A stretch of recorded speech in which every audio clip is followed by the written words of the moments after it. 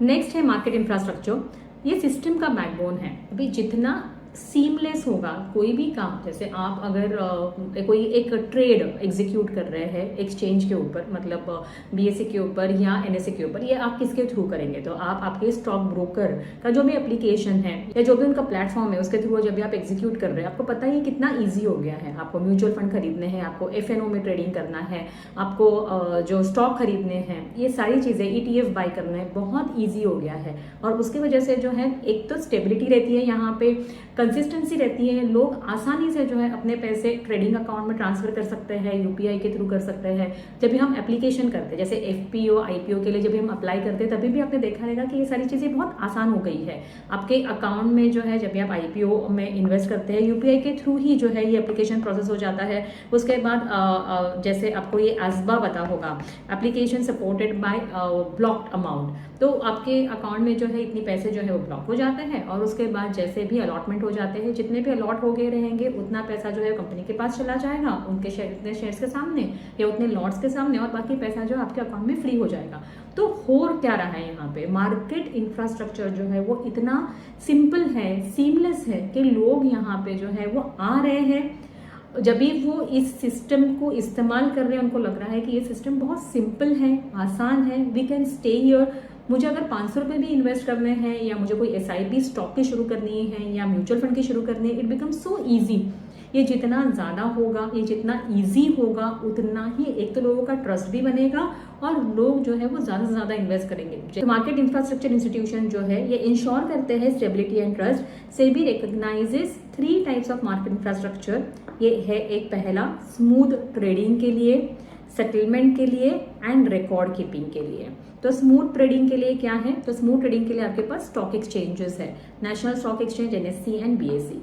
उसके बाद जब भी हम रिकॉर्ड कीपिंग की बात करते हैं, मतलब जो आपका जो है वो डीमटेरियलाइज फॉर्म में, इलेक्ट्रॉनिक फॉर्म में आपके जो सिक्योरिटीज स्टोर हो रहे हैं आपके डिपॉजिटरी पार्टिसिपेंट के पास, तो ये जो मेन डिपॉजिटरी कौन सी है? तो एनएसडीएल है और सीडीएसएल है। तो ये जो है वो रिकॉर्ड कीपिंग का काम कर रहे हैं, मतलब आपके जो भी रिकॉर्ड्स है या आपका जो भी इलेक्ट्रॉनिक फॉर्म में की सिक्योरिटीज है वो यहाँ पे जो है वो जमा हो रहे हैं, तो आप उसके बारे में भी सेफ एंड सिक्योर है।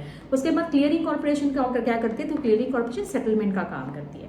जब भी आप कोई स्टॉक बाय कर रहे हैं, यहाँ पे आपके ट्रेडिंग अकाउंट से पैसा जाना और आपके डीमैट अकाउंट में स्टॉक जो है वो रिफ्लेक्ट होना। उसके बाद जब भी आप कोई एफएनओ में पोजीशन क्रिएट करते हैं, वहाँ पे जो है वो मार्जिन के लिए जो पैसा उसके लिए असाइड करना, उसके बाद जो भी प्रॉफिट आ रहा है या जो भी पे ऑफ हो रहा है या जो भी पे इन हो रहा है, पे ऑफ हो रहा है, मार्जिन कैलकुलेशन हो रहा है, ये सारी चीजें कौन कर रहा है? तो यहाँ पे इसके लिए भी क्लियरिंग कॉर्पोरेशन है। तो ये हैंडल करते हैं आपके ट्रेड के सेटलमेंट और रिस्क मैनेजमेंट, मतलब मार्जिन इंपोज करते हुए रिस्क मैनेजमेंट का भी काम ये करते हैं। और ये तीनों एंटिटी, स्टॉक एक्सचेंज, डिपॉजिटरीज और क्लियरिंग कॉर्पोरेशन, इतने अच्छे से काम करेंगे, इतना ट्रांसपेरेंटली काम करेंगे, इतना स्मूथ काम करेंगे। इनका जो इंफ्रास्ट्रक्चर है वो जितना ज्यादा अच्छे से डेवलप होगा, जितना ज्यादा सीमलेस होगा, उतना ही ज्यादा लोग जो है यहाँ पे आ जाएंगे, बिकॉज उनको ये आसान होगा। नेक्स्ट है कि बेसिक टर्मिनोलॉजीज हमें पता होनी चाहिए, जैसे इक्विटी। तो इक्विटी का मतलब क्या होता है कि किसी कंपनी में ओनरशिप होना। Buying shares of Infosys makes you part owner. Next concept है डेट का, जहां पे कंपनी जो है वो बोरो करती है और सामने इंटरेस्ट पे करती है। फिर आता है इंडेक्स। अब इंडेक्स में क्या है? Group of select stock showing market performance. तो ये इंडेक्स कौन से हो सकते हैं कि निफ्टी 50 हो सकता है, सेंसेक्स हो सकता है, बैंक एक्स हो सकता है, बैंक निफ्टी हो सकता है, उसके बाद निफ्टी आईटी हो सकता है। ये सारे इंडेक्सेस है, एक पर्टिकुलर सिलेक्ट स्टॉक जो है वो यहाँ पे इंडिकेट करते हैं।